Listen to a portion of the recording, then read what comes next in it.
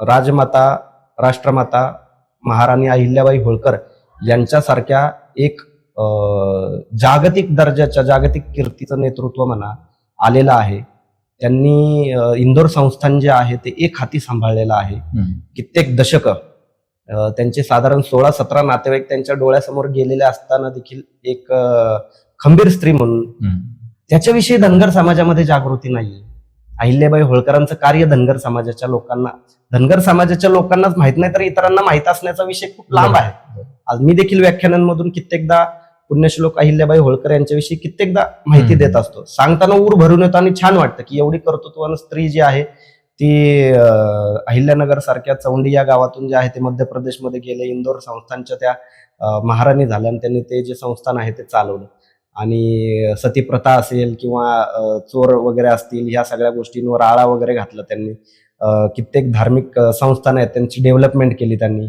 असं मोठं विजन असणाऱ्या ज्या महाराणी आहेत त्याच्याविषयी अजून समाजालाच माहिती नाहीये. आणि त्या सगळ्या गोष्टी सोडल्यात, त्यांच्या नावाने एखादी युनिव्हर्सिटी चालू करता येते का नाही आपल्याला ते बघावं लागणार आहे. त्यांच्या नावाने वाचनालय काही चालू करता येतात का ते बघावं लागणार. ते सगळ्या गोष्टी लांब राहिल्यात आणि हे सलग मुस्लिमांना काहीतरी टार्गेट करण्याच्या मागं जे आहे ते गोपीचंद पडळकर चाललेत. आणि त्यांनी होणार काय, मुळात गावगाड्यामध्ये मुस्लिम समाजाचे संबंध हे सर्व समाजाशी खूप चांगले आहेत. त्यातल्या त्यात धनगर समाजाशी तर कुठल्याच पद्धतीचे त्यांचं वैरही नाहीये आणि काहीच नाहीये. आणि दुसरी गोष्ट, त्यांचे व्यवसाय देखील आहेत.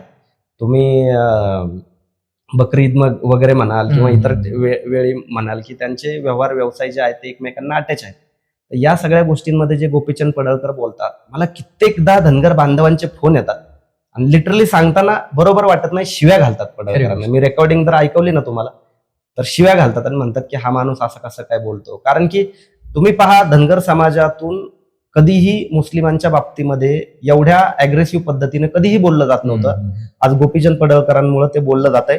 ते पण त्यांचे जे भाडोत्री कार्यकर्ते आहेत का ते त्या गोष्टी करत आहेत. बाकी जो सर्वसामान्य धनगर बांधव आहे त्यांना काहीही त्याच्याशी घेणं देणं नाहीये. इव्हन जालनामध्ये आरक्षणाचा मोर्चा जो आहे तो निघाला धनगर समाजासाठी. दीपक बोराडे जे आहेत त्याचं नेतृत्व करत होते. त्या ह्याच्यामध्ये देखील गोपीचंद पडळकरांना खूप अशी किंमत दिली गेली नाही. कारण की लोकांचं असं म्हणणं आहे की या लोकांमुळे समाजाचं जे नाव आहे ते खराब झालं. आणि